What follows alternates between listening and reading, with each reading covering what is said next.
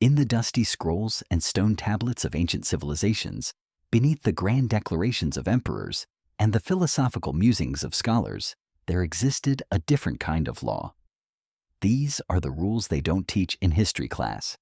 Execution for kissing in public, mandatory death for stepping on certain objects, laws that punished entire families for one person's crime, and legal codes so bizarre they make modern bureaucracy look almost reasonable. Forget constitutional rights and due process. These are the truly disturbing, barely comprehensible laws from the ancient world. Because when your legal system is thousands of years old and backed by divine authority, things are bound to get dark. This is 25 most disturbing ancient laws you never knew. Before we descend into legal madness, make sure you're subscribed, especially if you like your history dark and your bedtime stories slightly unsettling. Drop us a comment. Where in the world are you watching from? And what time is it right now where you are? Late night scroll through ancient horrors? We want to know. All right, on to the laws that make you grateful for modernity. 1. Hammurabi's eye for an eye, literally.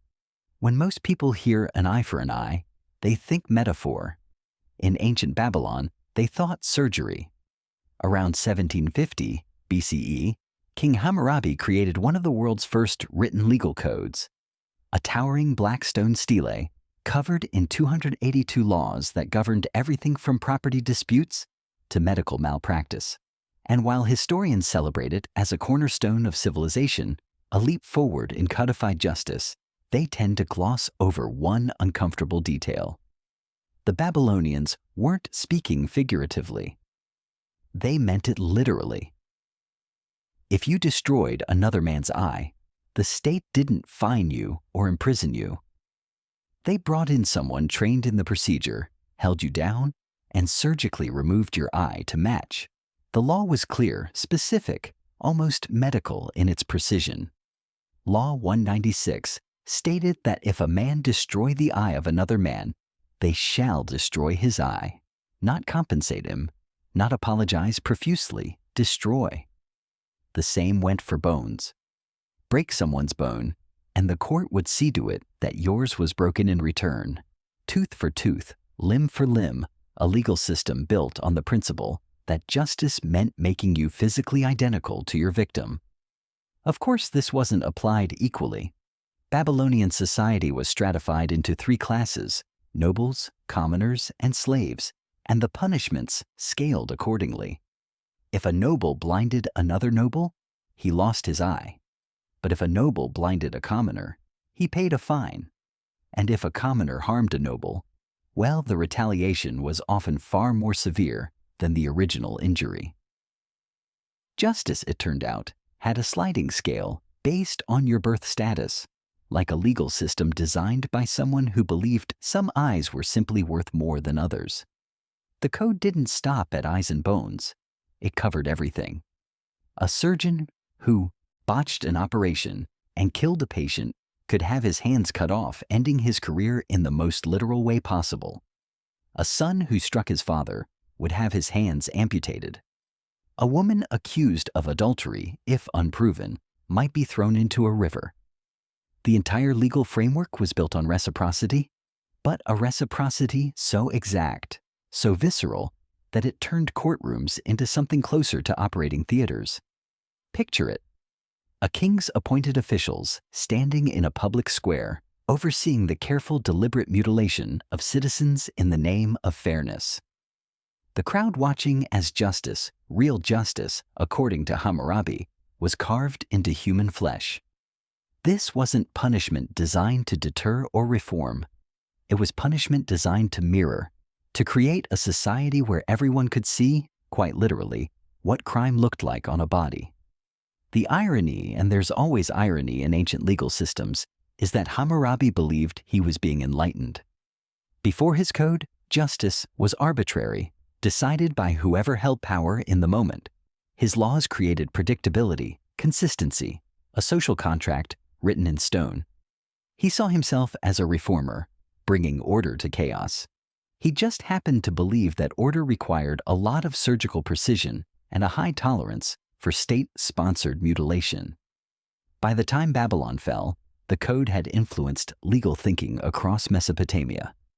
Its principles, the idea that punishment should match the crime, echoed through subsequent legal systems for millennia.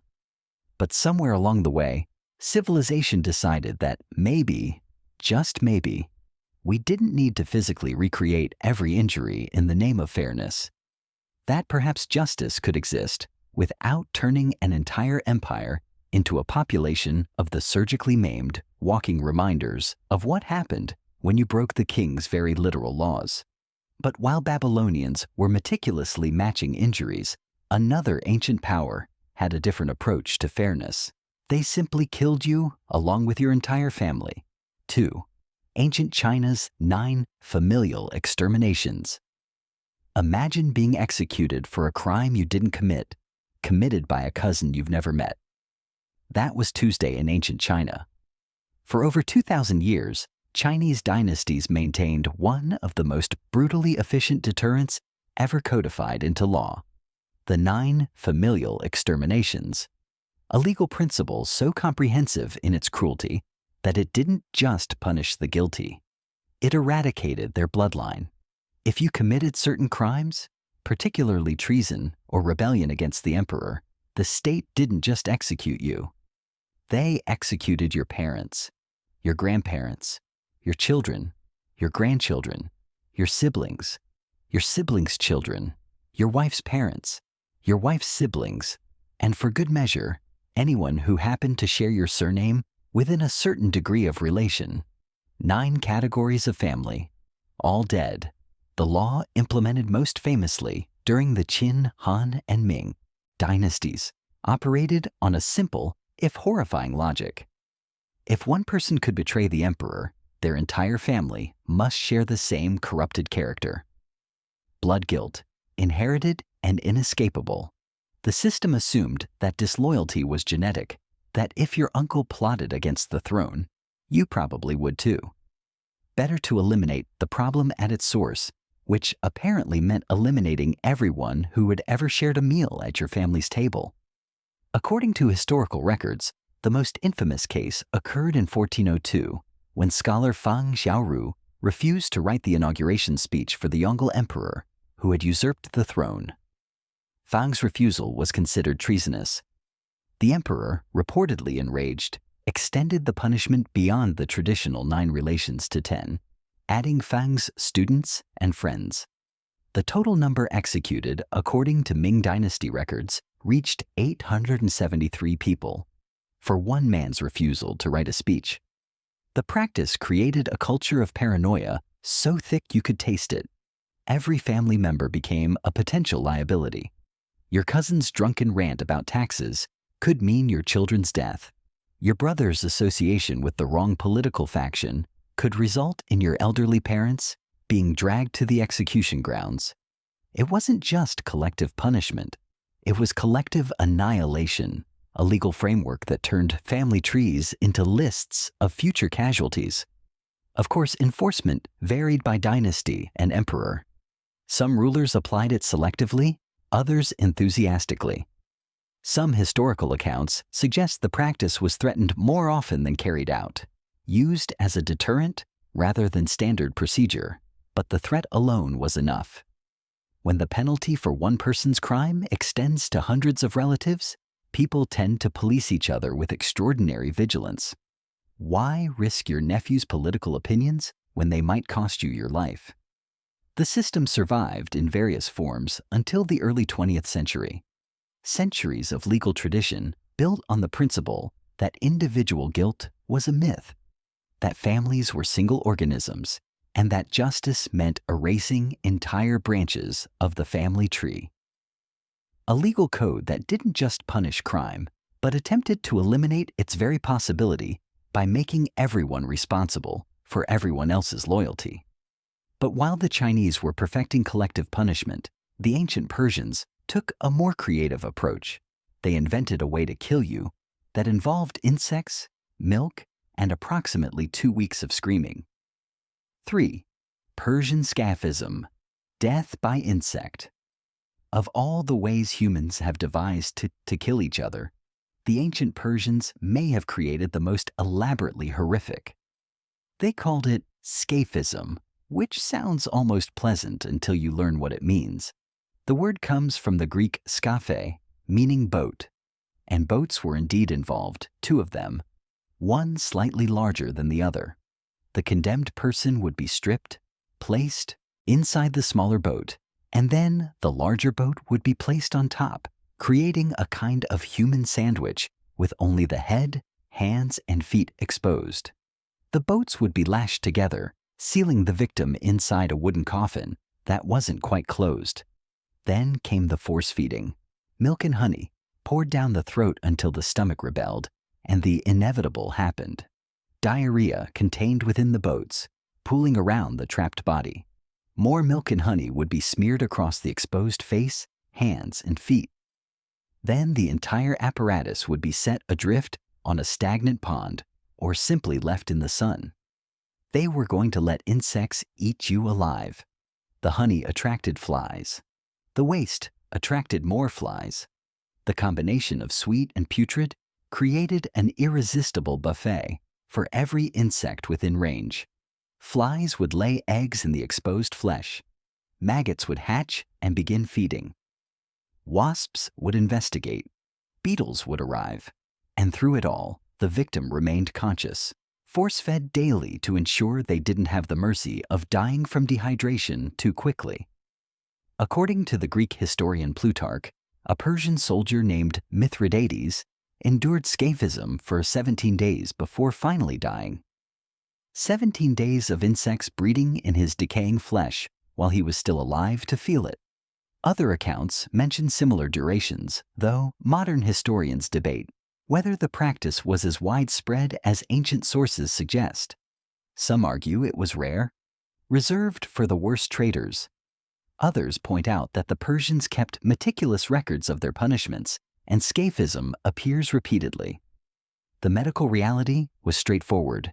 Sepsis would set in within days as bacteria from the waste infected every exposed surface. Dehydration despite the force feeding. Septic shock. Organ failure. The body slowly consuming itself while insects consumed it from the outside, like biological warfare conducted in extreme slow motion. What makes scaphism particularly Persian, if you can call elaborate torture a cultural signature, is the patience. Most ancient executions were quick. Beheading, strangulation, a sword through the chest. Done. The Persians engineered something that required daily maintenance, careful attention to keeping the victim alive long enough to maximize suffering. It was execution as performance art, where the performance lasted weeks and the only audience was flies. But while Persians were engineering prolonged deaths, the Romans were taking a more theatrical approach to justice. They turned execution into a sporting event. 4. Roman damnatio ad bestias. The Colosseum wasn't just for gladiators. It was also Rome's courtroom, jury box, and execution chamber, all rolled into one blood-soaked amphitheater. Damnatio ad bestias, condemnation to beasts. It was an official legal sentence written into Roman law and applied with the same bureaucratic efficiency Rome used for building roads and collecting taxes. If you were convicted of certain crimes, murder, treason, arson, refusing to worship the emperor, the court could sentence you to be torn apart by wild animals in front of 50,000 cheering spectators. This wasn't a quick death behind closed doors. It was entertainment. The condemned would be dragged into the arena, often unarmed, sometimes tied to a stake, occasionally dressed in costumes to reenact myths. Then the animals would be released. Lions, bears, leopards, bulls, wild dogs, whatever the arena managers could acquire and transport across the empire. The crowd would watch as the sentence was carried out, placing bets on how long you'd last, whether you'd run or fight, which animal would strike first. Picture it. You're standing in sand-stained rust brown from previous executions. The roar of the crowd is deafening. Gates open on the far side of the arena. Something large and hungry emerges, probably starved for days to ensure an enthusiastic performance. You are simultaneously the defendant, the condemned, and the day's entertainment budget, all in one terrified package. Of course, not everyone received this sentence. Roman citizenship offered protection. If you were a citizen, you typically got a cleaner execution, beheading or crucifixion, if you were particularly unlucky.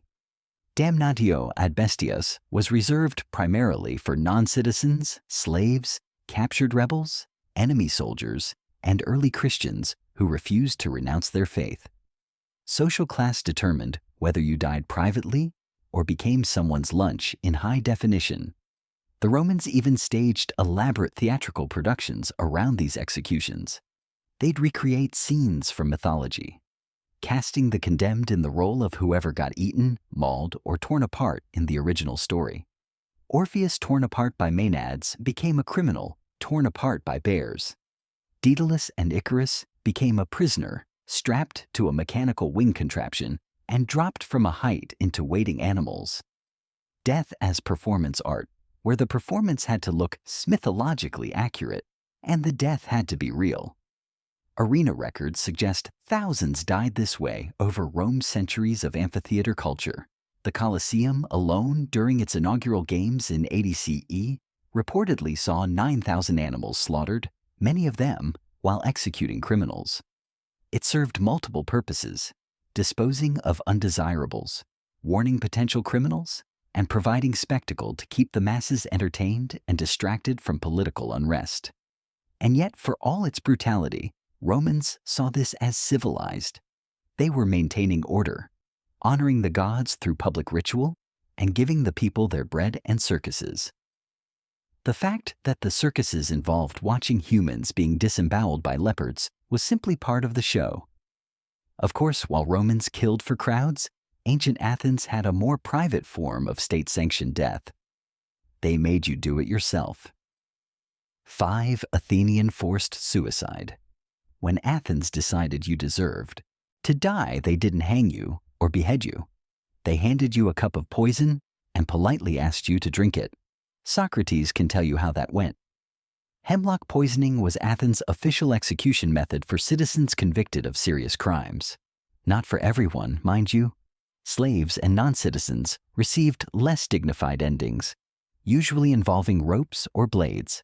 But if you were an Athenian citizen, if you had voting rights and owned property and participated in democracy, then the state offered you the courtesy of dying by your own hand.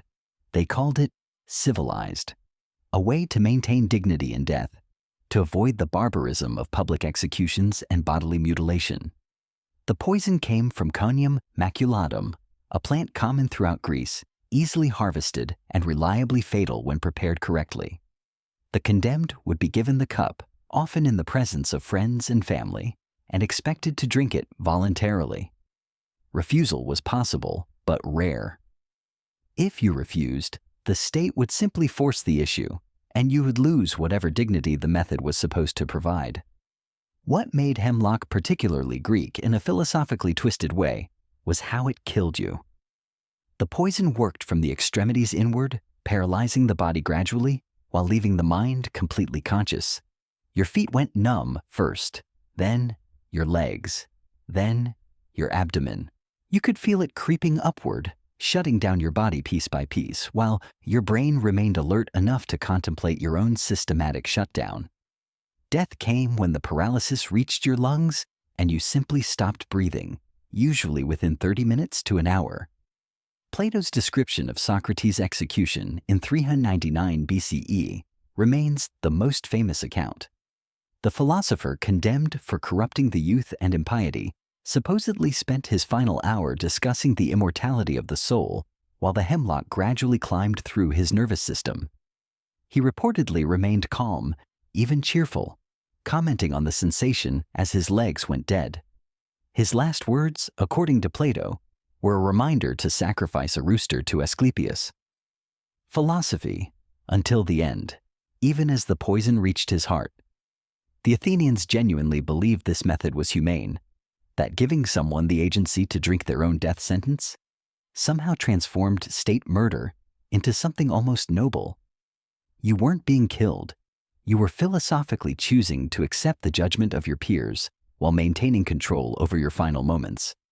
And yet, for all the talk of dignity and honor, you were still drinking poison in a prison cell while the state waited for you to stop breathing. Athens just wrapped its executions in better rhetoric. But while Greeks were philosophizing about honorable death, the ancient Assyrians were creating punishments so brutal they became psychological weapons before the victim even arrived. 6. Assyrian impalement techniques. The Assyrian Empire didn't just conquer through military's might. They conquered through fear, and nothing created fear quite like seeing an entire city's population displayed on stakes along the road. Impalement was common enough in the ancient world, but the Assyrians elevated it to an art form.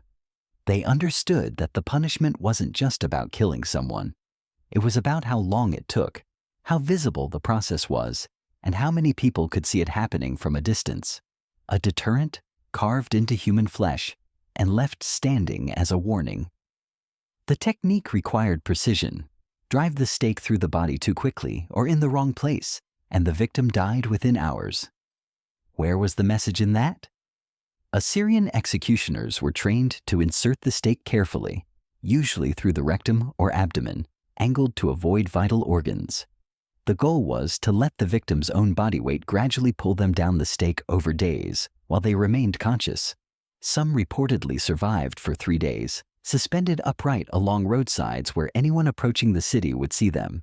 This wasn't hidden in dungeons or kept to execution grounds. The Assyrians lined their roads with impaled victims, miles of human warning signs visible from a distance, impossible to ignore. Rebel against the empire, and your body became a landmark. It was psychological warfare conducted in wood and flesh, designed to break the will of populations before armies even arrived. And they documented it. Neo-Assyrian palace reliefs show rows of impaled victims, carved into stone walls by royal artists. King Ashurnasir-pal II left inscriptions boasting about his methods. He described flaying skin, cutting off limbs, and impaling rebels in elaborate detail, not as confessions, but as achievements. The violence wasn't something to hide. It was a resume. The archaeology supports the boasting. Stakes have been found at Assyrian sites. Mass graves show trauma consistent with impalement. The historical record, both from Assyrian sources and their terrified neighbors, confirms that this was policy, not rumor. Standard operating procedure for dealing with rebellion, desertion, or simply being in the wrong place when the empire needed to make a point. It worked, which is perhaps the most disturbing part. Cities surrendered without fighting once they'd heard what happened to resistors. The Assyrians created an empire held together partly by military strength and partly by the collective memory of what happened to bodies on stakes. But while Assyrians were perfecting the art of prolonged death, ancient Sparta had a different priority. They were legally permitted to kill babies. 7. Spartan infanticide law. When a child was born in Sparta, there was no guarantee they'd survive their first day, not because of disease or accident, but because the state had to approve them first. The process was called the apothetai, from the Greek for rejection. Every newborn in Sparta underwent inspection by a council of elders, the Gerousia, who examined the infant for physical defects, signs of weakness, or anything that suggested the child wouldn't grow into a functional warrior or mother of warriors. Sparta wasn't building a society. It was breeding an army, and quality control started in the delivery room. If the council rejected the infant, the law permitted, possibly required, disposal. According to the Greek historian Plutarch, writing centuries later about Spartan customs, rejected babies were taken to a chasm on Mount Taygetus, called the apothetai, and left there to die.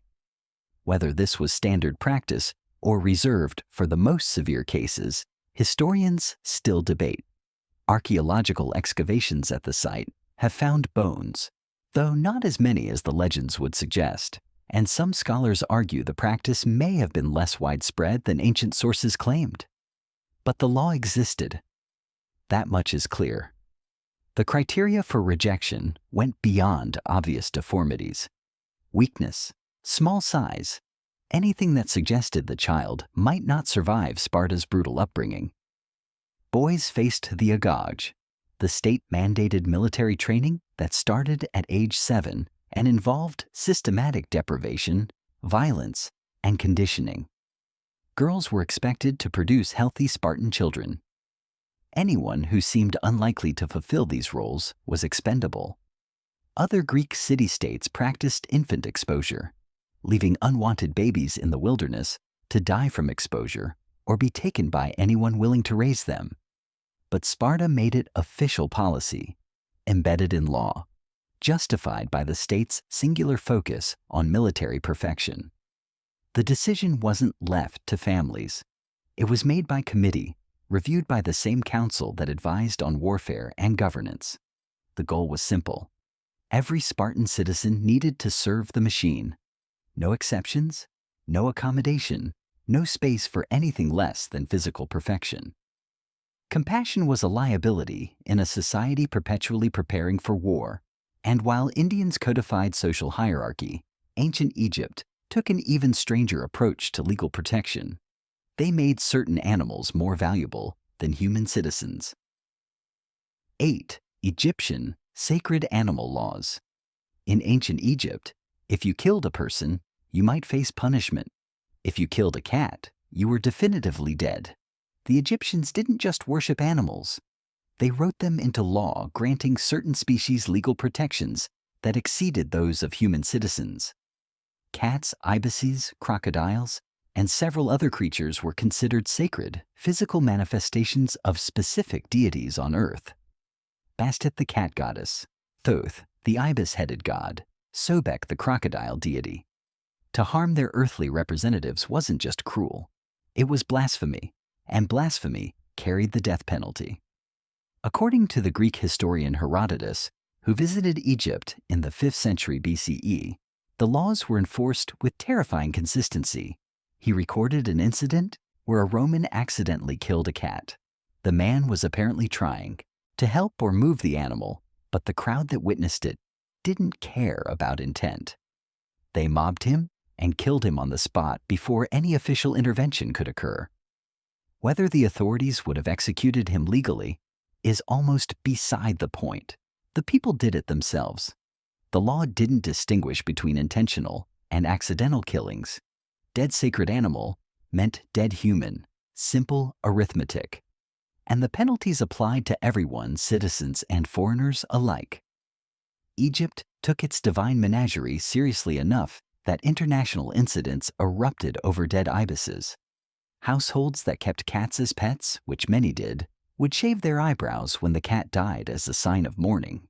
The animals were often mummified with the same care given to human bodies, wrapped in linen, placed in decorated coffins, and buried in special cemeteries. Archaeologists have discovered millions of mummified animals at Egyptian sites, evidence of a culture that treated certain species as legitimately holy. Of course, not all animal deaths were equal. A sacred cat had more legal protection than a commoner. A temple crocodile outranked slaves. The hierarchy of value placed divine manifestations at the top, humans somewhere in the middle depending on class. And everyone understood that the wrong kind of accident could get you executed faster than actual murder. The contradiction was built into the system. Human life was valuable in theory, but a cat's life was protected by divine law. One was negotiable, the other absolute. And while Egyptians were deifying animals, the ancient Hebrews were stoning people to death for talking back to their parents. 9. Biblical stoning for disobedience. The Bible's 10 Commandments say, "Honor thy father and mother." Ancient Hebrew law added, "Or will stone you to death in the town square." Deuteronomy 21:18-21 lays out the procedure with uncomfortable specificity. If a man has a stubborn and rebellious son who will not obey his father and mother, and when they discipline him will not listen to them, the parents are instructed to bring him to the elders at the gate of the town. There they testify against their own child. If the elders agree the son is rebellious and disobedient, the men of the town stone him to death. the entire community participated. This wasn't limited to physical violence against parents. Exodus 21-17 prescribes death for anyone who curses their father or mother. The Hebrew word used, qalal, means to treat lightly, to dishonor, to speak contemptibly. Essentially, talking back with sufficient disrespect could legally result in execution by public stoning. The law made parental authority absolute, enforced not by the parents themselves, but by community consensus and communal violence. Jewish scholarly tradition, particularly Talmudic commentary, written centuries after the biblical texts, suggests the law may have been intentionally difficult to enforce. The requirements were strict. Both parents had to agree to bring charges. The child had to have ignored multiple warnings. The elders had to unanimously approve.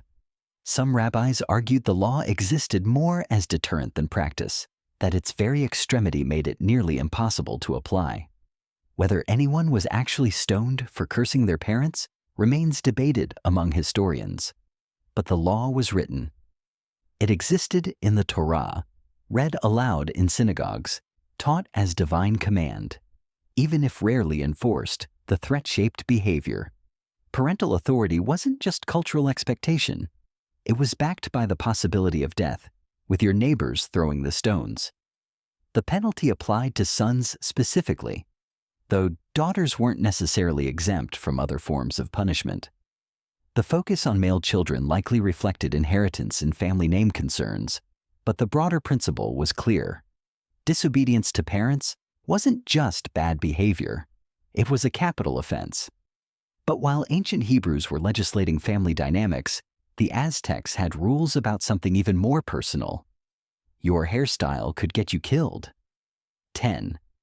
Aztec hairstyle laws. In the Aztec Empire, your hair wasn't just a fashion choice.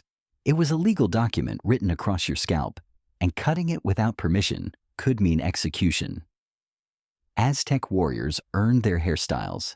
Young men and boys kept their heads shaved, except for a single lock of hair at the nape of the neck, a visual marker of their status as uncaptured warriors. That lock remained until they took their first prisoner in battle. Only then could they cut it and begin growing their hair in the styles reserved for proven fighters. Each subsequent capture earned additional privileges, different cuts, the right to wear specific ornaments, feathers, or dye. The system was rigid and publicly visible. Anyone could look at a warrior's hair and know exactly how many enemies he'd captured, what rank he held, how much respect he commanded. It was a resume carved into follicles, and falsifying it carried the same penalty as desertion or cowardice. If you cut your hair before earning the right, you were claiming achievements you hadn't accomplished. The punishment was death, typically by clubbing or strangulation. Some accounts suggest the execution was public, designed to shame not just the individual, but their family. Aztec society ran on strict hierarchies of merit and military success. Lying about your battlefield achievements by cutting your hair early undermined the entire social structure. The law applied to everyone, noble and commoner alike, though nobles had slightly more flexibility in how they displayed their status. What mattered was that no one could fake their way up the military hierarchy through a haircut. Your scalp told the truth, even if your mouth didn't. Of course, this created situations where middle-aged men walked around with single locks of hair, visible proof that they'd never captured an enemy, never distinguished themselves in battle. The shame was permanent and impossible to hide. Your hair became a constant advertisement of your mediocrity. And yet, in a society built on warfare and sacrifice, perhaps that makes sense. The Aztecs needed warriors, and they marked them permanently. Of course, the Aztecs weren't the only culture using physical trials to determine guilt. The Anglo-Saxons had their own approach, and it involved boiling water. 11. Anglo-Saxon trial by ordeal. Let's set the scene. You're accused of theft in 9th century England. There are no witnesses, no evidence, just someone's word against yours. The court doesn't deliberate. They heat a cauldron of water until it's boiling, and tell you to reach in and pull out a stone from the bottom. If you're innocent, God will protect you. Trial by ordeal was the Anglo-Saxon legal system's solution to uncertainty. When evidence was lacking or contradictory, they outsourced judgment to the divine. The accused would undergo a physical test, usually involving fire or water, and their survival or lack of injury would determine guilt or innocence. God, the theory went, would intervene to save the innocent and allow the guilty to suffer. The ordeal of boiling water was straightforward. A stone or ring would be placed at the bottom of a cauldron. The water would be heated to a rolling boil. The accused would plunge their hand in, sometimes up to the wrist for minor crimes, up to the elbow for serious accusations, and retrieve the object. The hand would then be bandaged and sealed. 3 days later, a priest would examine it. If the burns were healing cleanly, innocence. If festering or infected, guilt. The ordeal by hot iron worked similarly. The accused carried a red-hot iron bar for a specific number of paces, usually 9. The hand was then bandaged and examined days later. Clean healing meant divine intervention and acquittal. Infection meant guilt and whatever punishment the crime warranted, often mutilation or execution. There was also ordeal by cold water, which had a perverse logic. The accused would be bound and thrown into a river or pond that had been blessed by a priest. If they floated, the pure holy water was rejecting them as sinful proof of guilt. If they sank, the water accepted them as innocent. Of course, sinking also meant drowning. Unless someone pulled you out quickly, which made innocence a somewhat Pyrrhic victory. The church sanctioned these practices for centuries, providing the priests to bless the water, examine the wounds, and declare God's judgment. It wasn't until 1215 that the Fourth Lateran Council officially banned clerical participation in trials by ordeal, essentially ending the practice across Christian Europe. Until then, justice was determined by whether your hand festered on schedule. And if Anglo-Saxon ordeals seemed brutal, the Vikings had an execution method that makes boiling water look almost humane. They called it the Blood Eagle. 12. Viking Blood Eagle. The Vikings had a reputation for brutality, which they earned through centuries of raiding, pillaging, and introducing coastal Europe to the concept of sudden naval violence. But among their catalog of cruelties, one punishment stands out for its sheer theatrical horror. The Blood Eagle, a ritual execution so elaborate it might not have actually happened. According to Norse sagas, particularly the accounts describing the deaths of King Ella of Northumbria and King Edmund of East Anglia, the Blood Eagle involved carving an eagle shape into the victim's back. The executioner would cut through the ribs on either side of the spine, then pull the ribs outward and backward to resemble wings. Finally, the lungs would be pulled out through the opening and spread across the exposed ribs, creating the image of an eagle with outstretched wings. All of this supposedly while the victim was still alive. The sagas present this as a ritual sacrifice to Odin, reserved for enemies who had particularly offended the gods or committed egregious wrongs against the Norse people. King Ella reportedly received this treatment in retaliation for executing the Viking leader Ragnar Lothbrok by throwing him into a pit of snakes. The Blood Eagle was vengeance made visible, punishment as performance art dedicated to a deity who valued sacrifice and spectacle. Modern historians are deeply skeptical. The accounts appear centuries after the events they describe, written during the Christian era when depicting pagan practices as barbaric served convenient narrative purposes. The medical reality is questionable. Cutting through ribs would likely cause death from shock or blood loss before the lungs could be removed. Some scholars argue the Blood Eagle may have been a poetic metaphor misunderstood by later writers, a description of wounds that resembled eagle wings rather than an actual procedure. But the sagas describe it in detail. Multiple sources mention it, and whether or not Vikings actually performed blood eagles, they certainly wanted people to believe they did. The legend itself became a weapon. A story spread to terrify enemies before battle even began. Real or imagined, The blood eagle served its purpose. It made people afraid. And sometimes, in the ancient world, fear was more valuable than truth. Speaking of fear as policy, the ancient Persians had another method for maintaining military discipline. They called it decimation, though they didn't invent it. 13. Ancient Persian decimation. Decimation comes from the Latin decem, meaning 10. The Romans made it famous, but the Persians and other ancient armies used variations of the same principle. When a military unit failed, deserted, or broke under pressure, you executed 1 out of every 10 soldiers. The catch was that the other 9 did the killing. The process was methodical. The failed unit would be assembled. Soldiers would draw lots, stones from a bag, marked sticks, whatever was available. Those who drew the marked lot were separated from the group. Then their fellow soldiers, the ones who'd drawn blank lots, would beat them to death with clubs or stones. No executioner, no official hand. Just your friends and brothers in arms, forced to murder you for the unit's collective failure. It served multiple purposes, all of them psychological.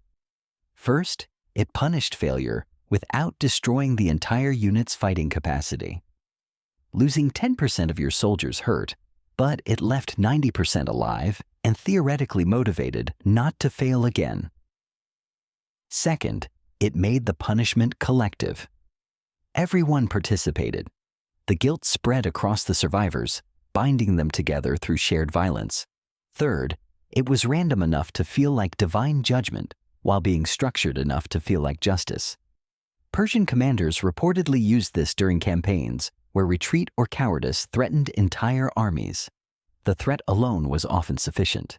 Soldiers knew that running from battle might mean drawing a marked stone later, watching as their tent mates picked up rocks with orders to finish the job. Better to die fighting the enemy than die being beaten to death by the people you ate with. The randomness was the cruelest part. You could be the best soldier in the unit, personally blameless for the failure, and still draw the marked lot. Skill and courage didn't matter, only luck. But while Persians and Romans used randomized execution for discipline, the Sumerians had an older method for determining innocence. They threw you in a river and waited to see if you drowned. 14. Sumerian River Ordeal. The Code of Hammurabi, which we've already discussed, included a provision that predates trial by jury, forensic evidence, or anything resembling modern justice. Law number 2 stated that if a man is accused of sorcery, he shall be thrown into the river. If the river carries him away and he drowns, his accuser takes his property. If the river allows him to escape and he comes out alive, his accuser is executed for false accusation. The river was the judge. This wasn't unique to Babylon.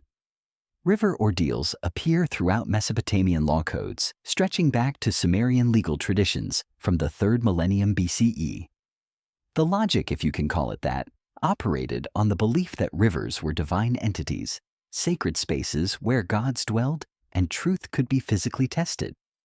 The accused would be bound, sometimes weighted, and thrown into moving water. Survival meant innocence. Drowning meant guilt, though by that point the verdict was somewhat academic. The procedure was formalized, conducted by priests at specific locations. It wasn't mob justice or random drowning. It was official legal process, complete with witnesses, formal accusations, and religious oversight. The condemned would be brought to the riverbank, charges read aloud, and then physically thrown in while everyone watched to see what the gods decided. Of course, the outcome had less to do with divine intervention than with how you were bound, how strong a swimmer you were, and whether the current happened to push you toward shore or away from it. But admitting that would undermine the entire justice system, so everyone pretended the river had opinions about sorcery accusations. The really twisted part was the penalty for false accusation. If you accused someone and they survived the river, you didn't just lose the case. You were executed for wasting the river's time, essentially. It made accusations risky, which probably prevented some false charges, but it also meant that genuine victims of sorcery, assuming you believe in that, had to weigh whether their accusation was worth potentially drowning themselves if they were wrong. Justice, Sumerian style. Let the current decide, and if you're innocent, you'll probably make it back to shore. Probably. And yet the Sumerians' method seems almost restrained compared to what the Celts did with wicker, wood, and fire. 15. Celtic Wicker Man. Julius Caesar, in his accounts of the Gallic Wars, described a Celtic execution method that sounded too bizarre to be real. Giant, human-shaped figures woven from wicker and wood, filled with living people, and set on fire as sacrifice to the gods. He wasn't exaggerating. According to Roman sources, particularly Caesar's Commentarii de Bello Gallico, and later accounts by the historian Strabo, Celtic Druids constructed enormous wicker effigies, sometimes as tall as 60 feet, in the shape of humans or animals. These hollow structures served as cages. Criminals, prisoners of war, and occasionally volunteers would be placed inside, the structure sealed, and the entire thing set ablaze as an offering to Celtic deities. The Druids reportedly believed that sacrificing criminals pleased the gods most, but when criminals were in short supply, innocent people would suffice. The logic was straightforward. The gods wanted sacrifice. Burning humans alive inside a giant wicker man satisfied that requirement while also disposing of prisoners and demonstrating priestly power to anyone watching.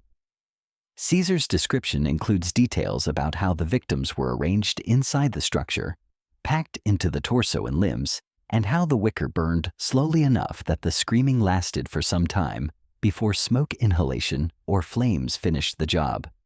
Whether Caesar embellished for propaganda purposes, painting the Celts as barbaric to justify Roman conquest, remains debated.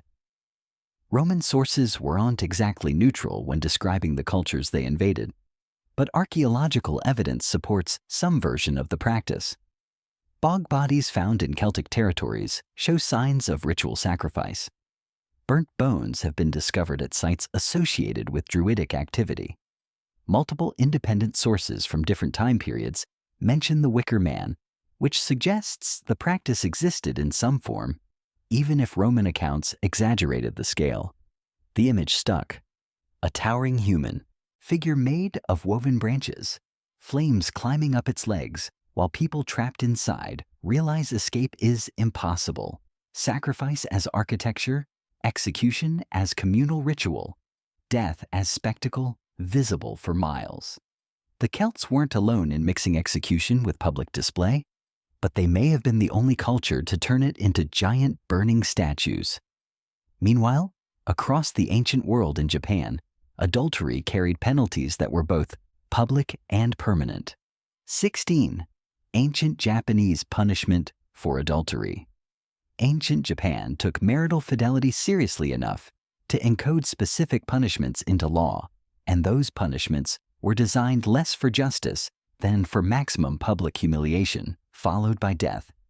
Under various periods of Japanese law, particularly during the feudal era, adultery could result in both parties being paraded naked through the streets before execution. The specific method varied by region and time period, but the public exposure remained constant. You would be stripped, bound, and marched through town while onlookers were encouraged to jeer, throw objects, and generally make your final hours as degrading as possible.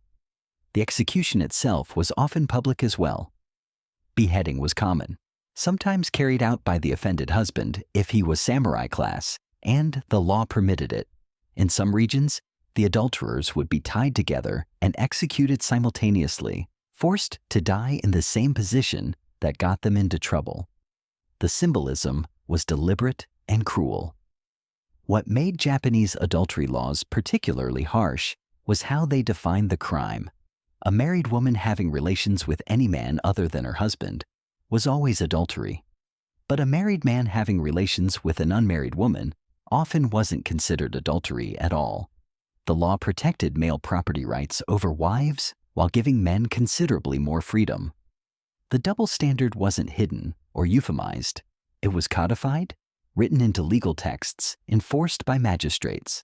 Historical records from the Edo period describe cases where both parties were executed, their heads displayed on pikes as warnings. Other accounts mention the families of the executed being required to witness the punishment, ensuring the shame extended beyond the individuals to their entire lineage. The intent was deterrence through public terror. Make the punishment visible enough, degrading enough, and people would think twice before violating marriage laws. Whether it actually prevented adultery or just made people more careful about getting caught is another question entirely.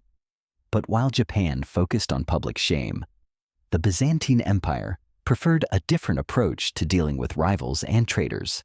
They blinded them and called it mercy. 17. Byzantine blinding penalty. The Byzantine Empire developed a curious legal loophole that allowed them to neutralize political threats without technically breaking Christian prohibitions against killing. They destroyed people's eyes. Instead, blinding became official imperial policy, written into Byzantine law as a punishment for treason, attempted usurpation, and other crimes against the emperor. But it served a dual purpose. Christian doctrine at the time held that the physically imperfect couldn't rule. A blind man couldn't be emperor, couldn't lead armies, couldn't threaten the throne.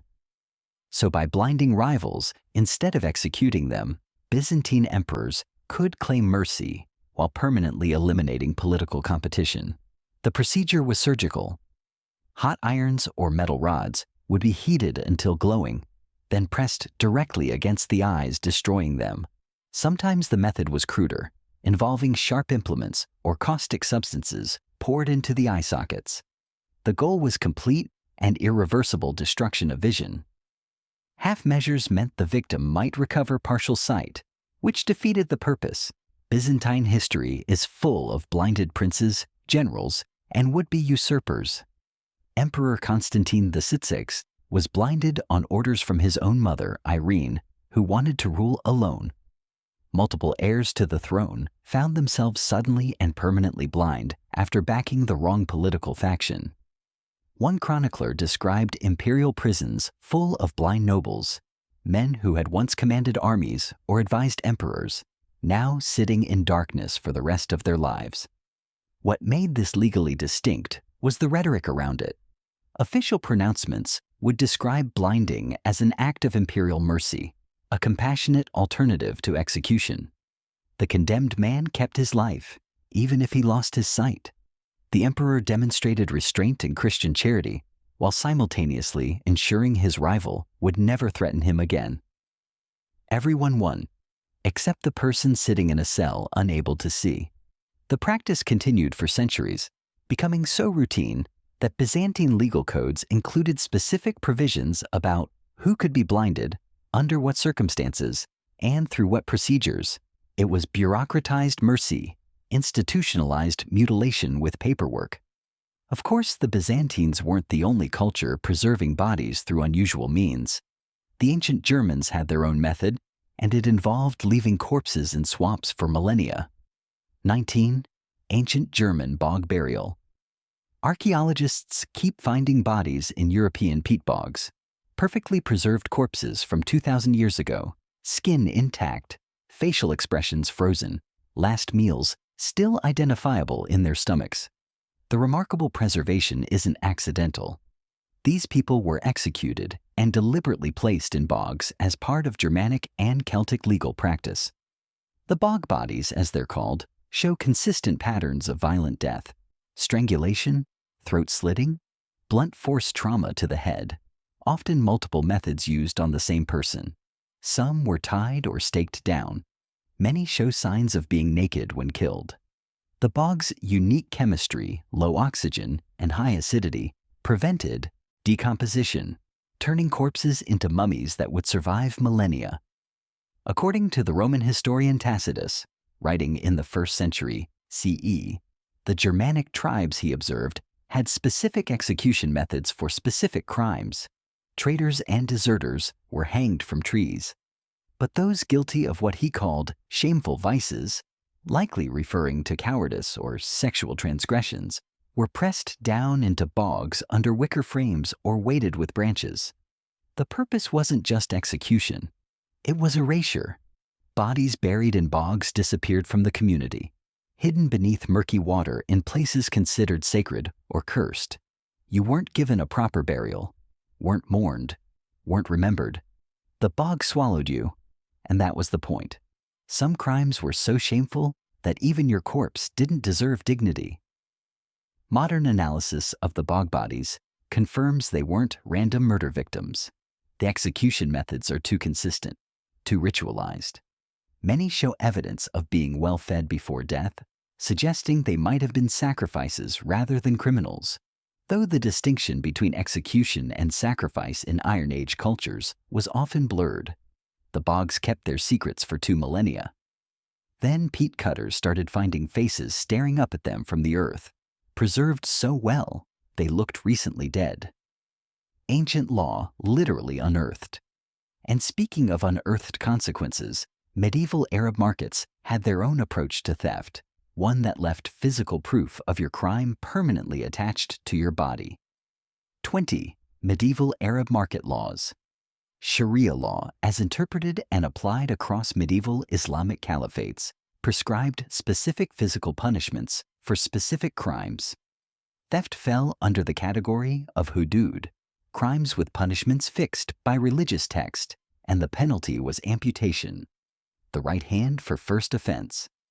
The Quran specifies this explicitly in Surah 538, stating that male and female thieves should have their hands cut off as recompense for what they've earned and as a deterrent from Allah.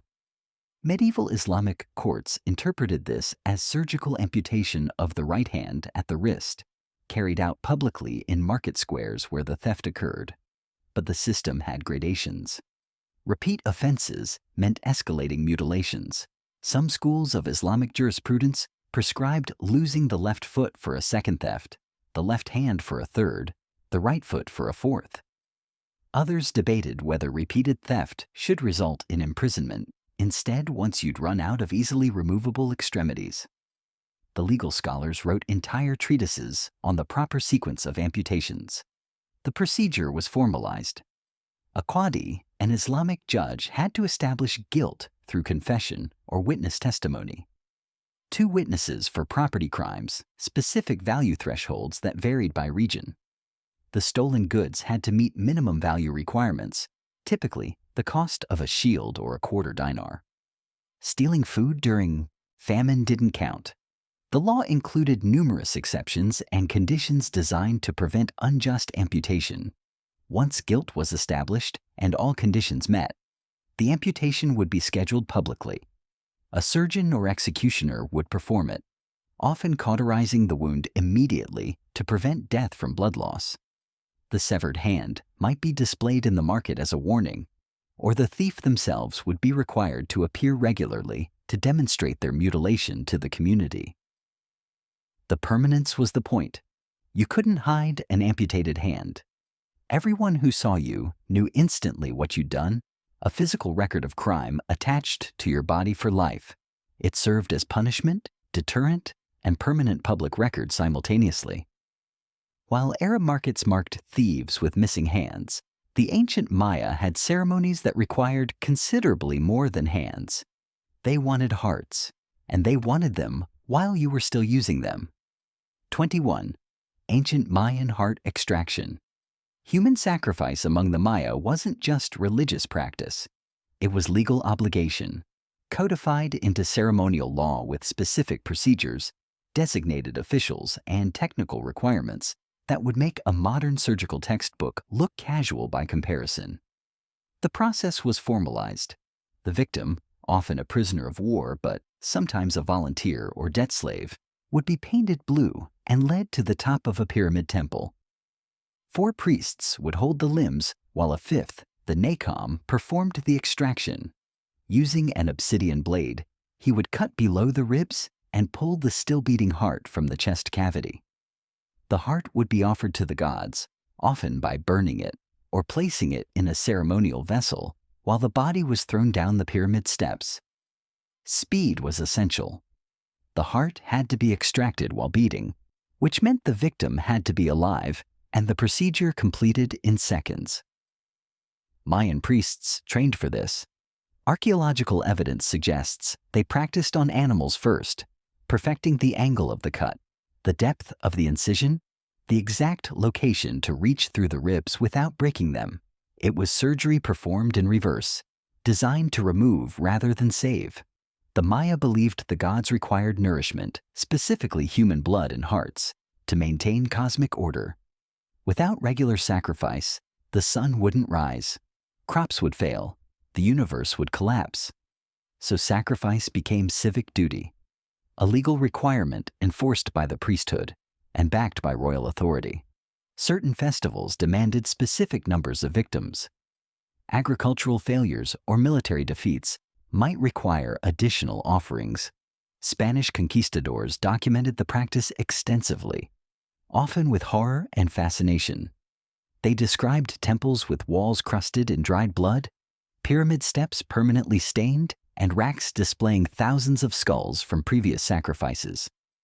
The scale was industrial, suggesting that Mayan laws didn't just permit heart extraction, but mandated it frequently enough to require specialized infrastructure. The victims weren't always prisoners. Some Mayan city-states had laws requiring periodic tribute of individuals from subject populations. Others used criminals condemned to death, though the execution method was predetermined. A few accounts suggest some individuals volunteered, believing that dying in sacrifice guaranteed favorable treatment in the afterlife. But the Maya weren't alone in using poison to determine truth. Ancient African cultures developed their own toxic approach to justice. 22. Ancient African trial by poison. Various West and Central African cultures, particularly in Madagascar and parts of the Congo Basin, used poisonous plant extracts as legal truth detectors. The most documented version involved the Tangina ordeal in Madagascar, where accused criminals were forced to drink a concoction made from the highly toxic Tangina nut. The logic was identical to other trial by ordeal systems. Guilt or innocence would be revealed through survival. If you vomited up the poison, the gods had spared you, and you were innocent. If you died from it, clearly you were guilty, though by that point the verdict didn't help much. The preparation method supposedly allowed innocent people to vomit while ensuring the guilty absorbed lethal doses, though in practice the difference between life and death came down to how the poison was prepared, how much you drank, and whether you'd eaten recently.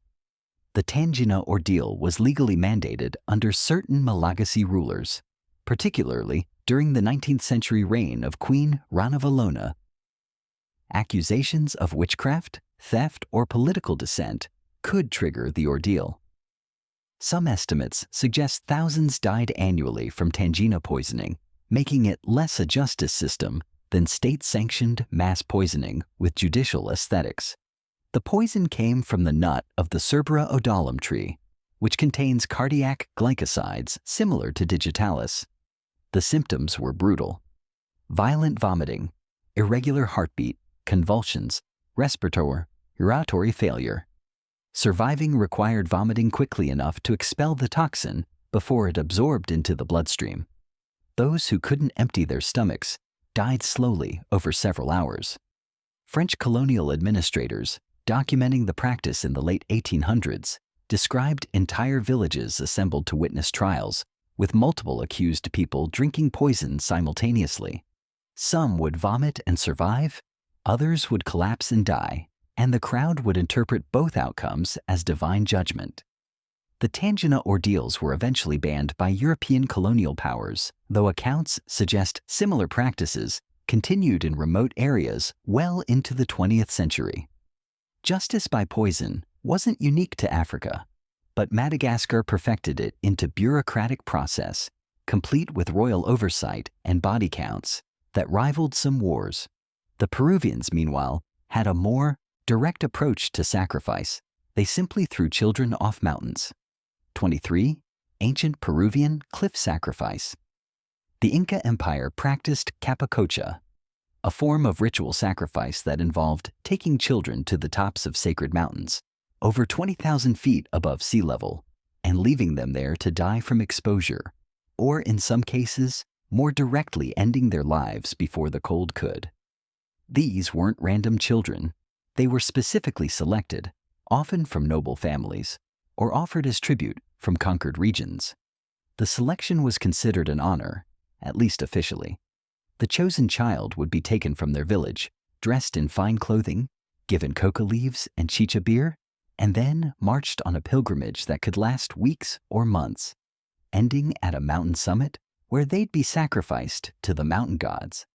Archaeological evidence confirms the practice with disturbing clarity.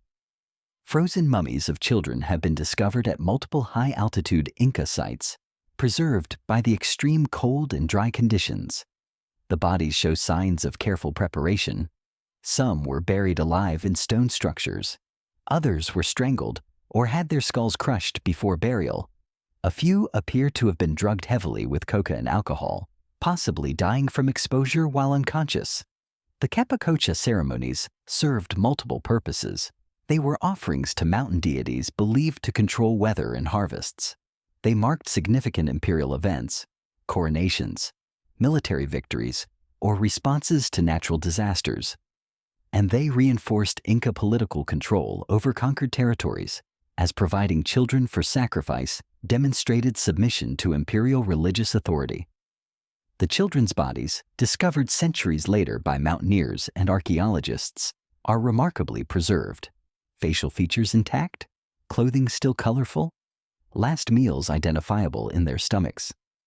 One mummy, nicknamed La Doncella, shows evidence of being fed a fattening diet for months before her death, prepared like livestock for a ceremony that would end with her frozen on a mountaintop. The Inca formalized child sacrifice into imperial policy, complete with selection criteria, preparation rituals, and designated sacred sites. It was law dressed as religion, murder sanctified by altitude. And just as the Inca spread responsibility across their empire, ancient Korea had its own system for making entire families pay for individual crimes. 24. Ancient Korean familial responsibility. Korea's 3 generations law operated on the same principle as China's 9 familial exterminations, just with slightly better math. If you committed treason or certain other serious crimes against the king, 3 generations of your family would be executed. Your parents, yourself, and your children, all removed from existence as punishment for one person's actions. The law appeared during the Joseon dynasty, codified in Korean legal texts that drew heavily from Chinese Confucian principles. The logic was identical. Disloyalty was hereditary. If you betrayed the king, your ancestors had clearly raised you wrong, and your descendants would likely follow your treasonous example. Better to eliminate the entire bloodline than risk future rebellion. Historical records describe cases where dozens of family members were executed together, often by beheading, though sometimes more elaborate methods were used for the primary offender, while relatives received quicker deaths. The executions were typically public, conducted in marketplaces or outside palace gates, where crowds could watch royal justice being administered to entire family trees. The 3-generation limit was supposedly more merciful than China's 9-relation system, which could result in hundreds of deaths. Korean law focused on direct lineage, parent, criminal, child, rather than extending to cousins, in-laws, and distant relations. Whether executing 3 generations instead of 9 qualified as mercy is debatable, but Korean legal scholars at the time framed it that way in official documents. The practice created the same culture of paranoia found in China. Your father's political opinions became your problem. Your son's associations threatened your life. Families policed each other ruthlessly because one person's mistake meant everyone died together. The law didn't just punish crime. It weaponized family structure, turning relatives into unwilling hostages to each other's loyalty. The system survived into the late Joseon period, eventually abandoned as Korea modernized its legal codes in the late 19th century. But for centuries, Korean families understood that bloodlines could be liabilities that being related to someone meant sharing their potential death sentence. Which brings us to the final ancient law on this list, one that combined 3 different execution methods into a single grotesque ceremony. The Druids had opinions about thorough punishment. 25 Druidic execution methods. The Druids, those Celtic priests who terrified Romans with their forced rituals and enigmatic authority, apparently believed that if you were going to execute someone, you might as well be thorough about it. Archaeological evidence from bog bodies suggests they practiced what's called the threefold death, killing the same person 3 different ways simultaneously or in rapid succession: strangled, stabbed, and drowned. Sometimes in that order, sometimes all at once, depending on which bog body you're examining and which archaeologist you're asking. The most famous example is Lindo Man, discovered in a Cheshire peat bog in 1984. His neck showed evidence of strangulation by cord. His skull had been fractured by blows. His throat had been cut, and he'd been placed face down in water. 3 causes of death for one unfortunate individual, executed sometime in the 1st century CE with what appears to be ritualistic precision. Other bog bodies from Celtic territories show similar patterns. Multiple traumas, overkill by any standard, suggesting this wasn't about efficiently ending a life, but about fulfilling some religious or legal requirement. Some scholars argue the threefold death represented offerings to 3 different gods. Others suggest it symbolized earth, sky, and water, covering all cosmic bases. A few think it was simply how Druids ensured execution stuck, though that seems excessive even by ancient standards. The victims appear to have been high-status individuals, judging by their well-maintained hands and bodies. Not common criminals, but possibly sacrificial offerings, failed leaders, or people whose crimes warranted special treatment. The level of violence suggests anger or ritual significance beyond simple execution. What's certain is that Druidic law, whatever form it took since the Druids famously didn't write things down, included provisions for elaborate killing. When one method of death wasn't enough, they combined 3, ensuring the victim died thoroughly, completely, and in ways that would preserve their bodies in peat for 2,000 years as permanent evidence of just how seriously the Celts took punishment. And in the end, perhaps that's the common thread through all these ancient laws. The certainty that justice required spectacle, that punishment should be visible, permanent, and extreme enough to make everyone else think twice. Because when your legal code is carved in stone or passed down through oral tradition, moderation apparently wasn't on the menu.